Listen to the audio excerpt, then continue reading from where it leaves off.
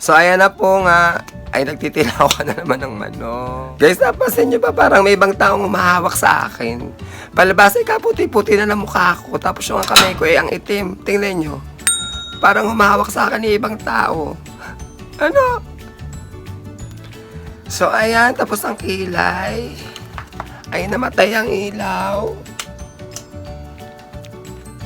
Hello, beautiful people. Welcome to Laika, kahit.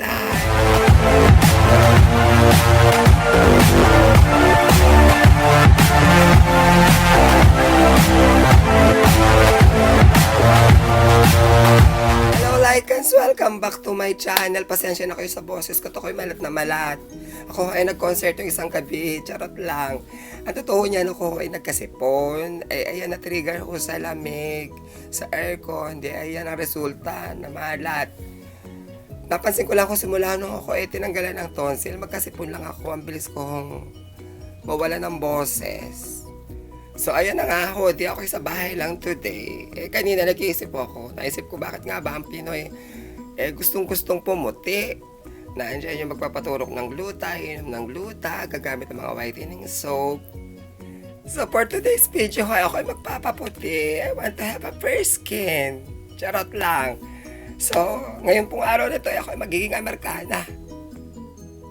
Para sa instant maputing skin ko today, ako ay gagamit ako ng maputing foundation. Meron ako dito Max Factor Lasting Performance, yung number 100. Ito po yung pair. Tapos sa aking airbrush naman po, meron akong Air Kiss Face Wash, yung Ivory. So, ay kukumbine ko po yung dalawang foundation na yon para maputing maputi yung skin ko today. So guys, naglinis na ako ng aking face kanina. Naglagay na rin ako ng moisturizer. Basta tatandaan nyo lagi, bago kayo maglagay ng kahit anong makeup, sisiguraduhin nyo na malinis yung inyong mukha.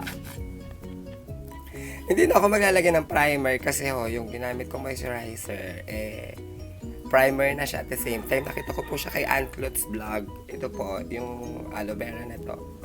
So, diretso na po ako sa foundation.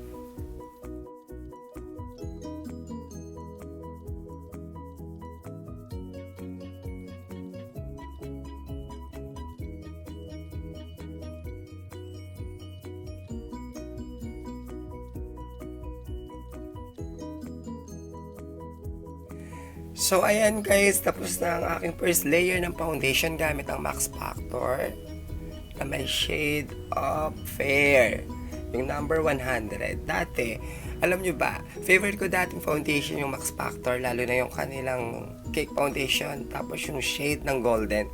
Kahit sa client yun yung ginagamit ko. But anyway, syempre, hindi pa tapos yung aking foundation. Para mas lalong pumuti, sabi ko nga, ipapatong ko naman yung Air Kiss Face Wash, yung shade ng Ivory.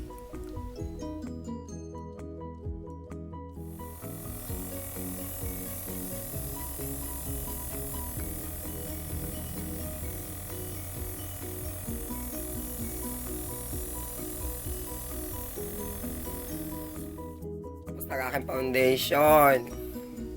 Kulang na lang ako ay basket at ako'y pwede nyo nang ilako. Ako isa ng espasol. Ayan, ang puti-puti na. Ere na nga ho guys, tapos na aking foundations. For the concealer naman, wala akong maisip na may mas maputi pa sa foundation na ito.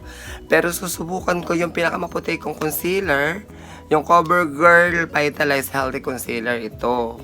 Sana mag-work sa foundation na area at baka naman halos pareho lang ang kulay nila.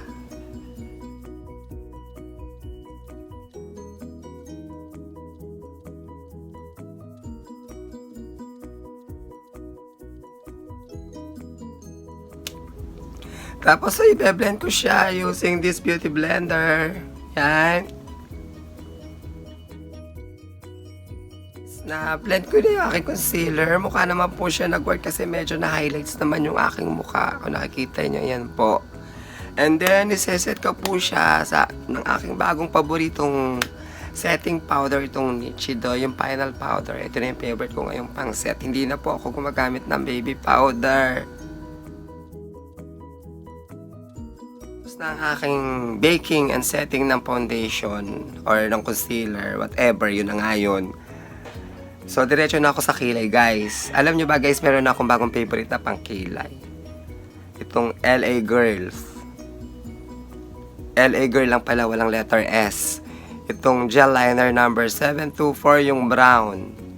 Favorite ko na siya ngayon kasi napakatipid gamitin. Madaling i-apply.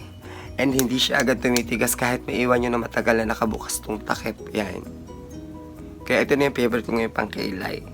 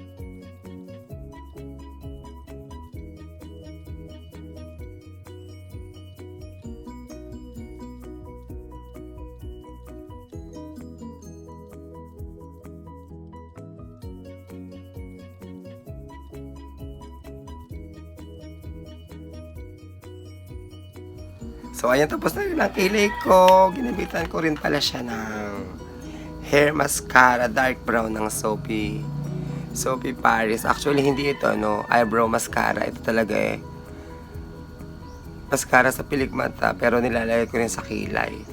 Tapos, yung favorite ko na eyebrow contouring na Swake, na nabili ko naman sa Lazada. So, ayan, after the kilay, mag-eyeshadow na ako. Gagawa lang ako ng very simple eyeshadow today. Basta yung mga pag-girl lang yung mga look ng mata.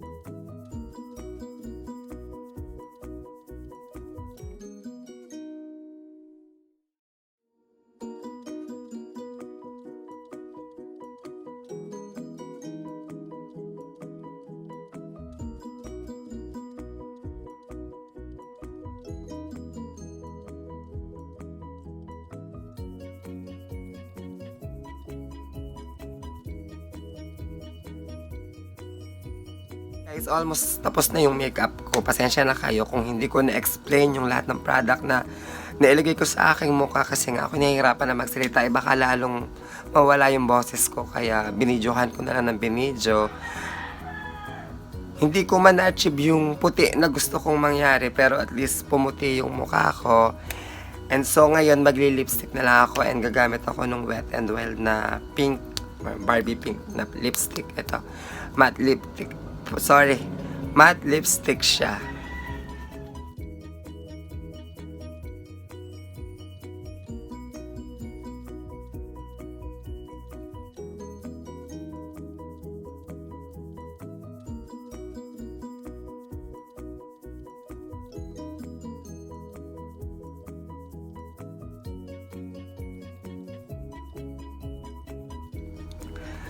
Ayan po, talagang tapos na yung makeup ko and maglalagay na ako ng setting spray.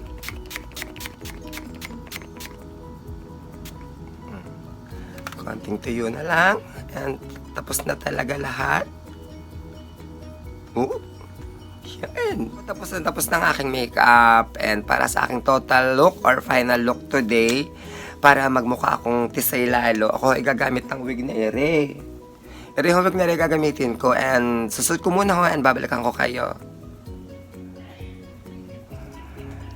And I'm back guys, ere ng aking final look. Ano masasabi nyo Tini?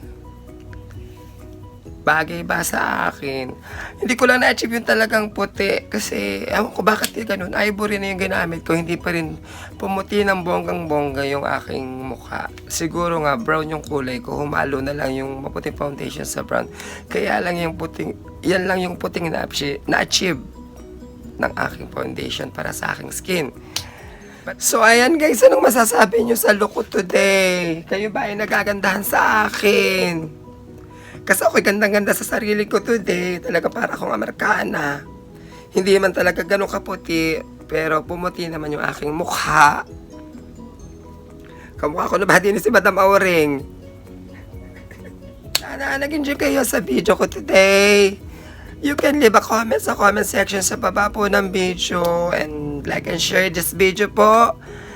And maraming salamat po sa mga nagstay and tinapos ang video. And don't forget to click the subscribe button. And para laging updated sa aking mga bagong video, i-click din po yung notification bell. Bye bye po. Till my next one. Thank you.